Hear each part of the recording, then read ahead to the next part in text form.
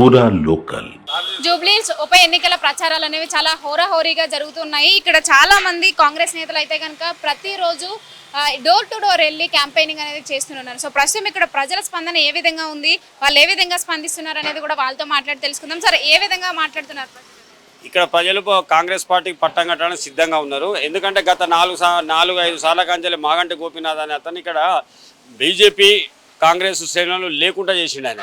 అంటే దాదాపు ఆయన 10 ఇయర్స్ ఇక్కడ పరిపాలనలో కేటీఆర్ గారు కానీ కేసీఆర్ హరీష్ రావు అండదండలు చూసుకొని ఇక్కడ కాంగ్రెస్ శ్రేణులను అనగదొక్కబడి నియంకృతంగా ప్రవర్తించడం జరిగింది. ఇప్పుడు మీరు చూడండి, ఇక్కడ మీరు లైవ్ చూసినా తెలుస్తుంది. 10 సంవత్సరాలు ఇక్కడ టీఆర్ఎస్ ఎమ్మెల్యేగా ఉన్నాడు, 5 సంవత్సరాలు అంతకుముందు కూడా ఎమ్మెల్యేగా ఉన్నాడు. ఒక్క రోడ్డు సక్కలేదు, ఒక డ్రైనేజ్ సక్కలేదు, ఒక కరెంట్ సిస్టమ్ సక్కలేదు.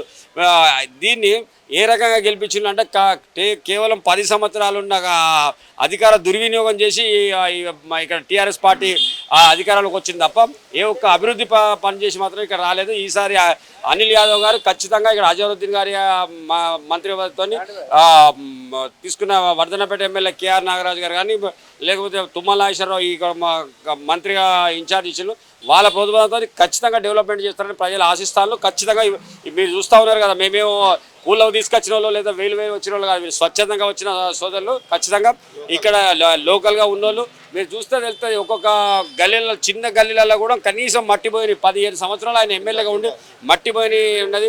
మొన్న ఫ్లడ్డింగ్ వస్తే కూడా తెలిసింది మీకు. ఈ ఫ్లడ్డింగ్లో మోకాలు బండి నీళ్ళల్లో కూడా చిన్న వాన పడ్డా కానీ మోకాలు బండి నీళ్ళు. మరి 15 సంవత్సరాలు అభివృద్ధిని కోరుకునే అంటే వాళ్ళు అభివృద్ధి చేయాలి కదా. 15 సంవత్సరాల చేరి అభివృద్ధిని ఖచ్చితంగా అనిల్ యాదవ్ యువకుడు ఆయన చేసి చూపెడతారంటే మేము ఆశిస్తాము. ఆయనను నమ్ముకొని జనాలందరూ. ప్రతిపక్షాలు అంటున్నాయి నవీన్ యాదవ్ రౌడీ షీటర్ని గెలిపించి మీరు ఏం చేస్తారని చెప్పేసి. ఇప్పుడు రౌడీ షీటర్ అనేది అనొచ్చు. నేను కూడా అంటా KTR rowdy sheeter, KCR rowdy sheeter, Harish Rao rowdy sheeter, Kavitha rowdy sheeter అని మేము చెప్తాము.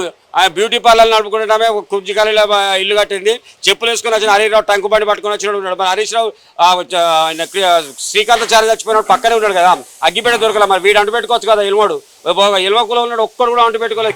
కేటీఆర్ హరీష్ రావు కవిత దీనిమోడు అందరు ఎవడు అంటు పెట్టుకున్నాడు. ఒక బీసీలో ఎస్సీలు మైనార్టీలే అంటు పెట్టుకుంటారా? ఎవడు అంటుకోలేడా? 1200 మంది బలిదానం చేసిన తర్వాత 1200 మంది ఉస్మానియా యూనివర్సిటీ, కాకతీయ యూనివర్సిటీ, వివిధ రకాల యూనివర్సిటీలకు పిల్లలు చచ్చిపోతే నువ్వు కూర్చేసుకొని కూర్చున్నావు. ఎవడన్నా నాయకుడు అని ఉంటే, ఉద్యమ నాయకుడు అని ఉంటే ప్రజలలో ఉండాలి. నేను గెలిపిస్తేనేమో ప్రజలలో ఉంటావు, ఓడిస్తేనేమో నువ్వు ఫామ్ హౌస్లు ఉంటావా? ఇది ఎక్కడ ప్రశ్నించడానికి ఇక్కడ ఖచ్చితంగా జూబ్లీహిల్స్ ప్రజలు ప్రశ్నిస్తారనే ఉద్దేశంతోనే కేసీఆర్ అత్తలేడు, కేటీఆర్ అత్తలేడు, హరీష్ రావు అత్తలేడు.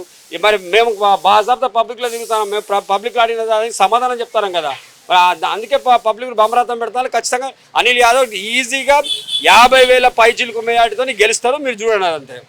సో అలాగే ఇప్పుడు నవీన్ యాదవ్ గారు బీసీ కాబట్టి బీసీ ఓట్లు పడతాయి, కానీ ముస్లిం ఓట్స్ రావనే భయంతోనే ఇప్పుడు అజరుద్దీన్ గారికి మంత్రి పదవి ఇచ్చారని చెప్పేసి. మేము కేసీఆర్ లెక్క కుల రాజకీయం చేయదలుచుకోలేదు.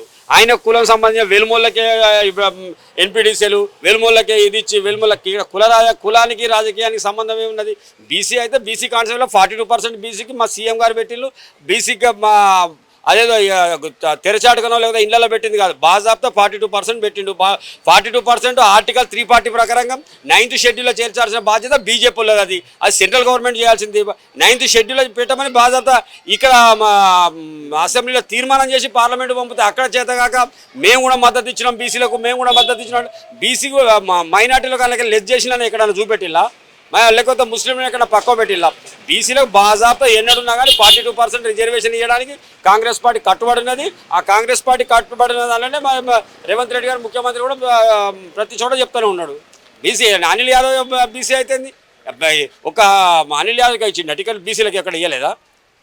50,000 మేయాటితో ఖచ్చితంగా అనిల్ యాదవ్ గెలుస్తారు. మీరు చూడండి, ఈ కేటీఆర్ ఆయన మేకపోతు గంభీర ప్రదర్శించి మేము ఇక బబ్బాలు పెట్టుకొని మేము 3 సార్లు గెలిచినాం, మాకు ఎందుకు గెలిచిందో చెప్పమనండి. ఒక్క పని చూపెట్టండి. జూబ్లీహిల్స్ కాన్స్టిట్యున్సీలో మాగంటి గోపీనాథ్ గారు కానీ కేటీఆర్ గారు కేసీఆర్ ఒక్క మంచి పని చూపెట్టమనండి.